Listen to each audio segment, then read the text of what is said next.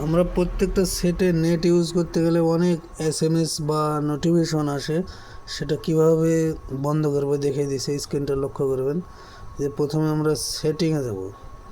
এই যে সেটিং থেকে প্রত্যেকেরই এই নোটিফিকেশন অপশানটা আসবে, নোটিফিকেশনে চাপ দিবেন। এই যে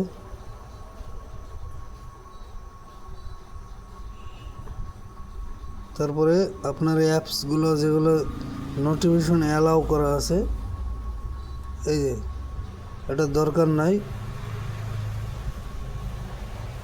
এটা বন্ধ করে দেবো। এই যে পুরো নোটিফিকেশনটা বন্ধ হয়ে গেলে এভাবে এই যে অ্যাপস আপডেট এটাতে মারলাম।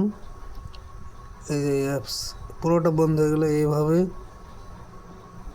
প্রত্যেকটা যেগুলো পারমিশন দেওয়া আছে অ্যালাউ, সেগুলো আপনার বন্ধ করতে হবে। যে প্লে স্টোর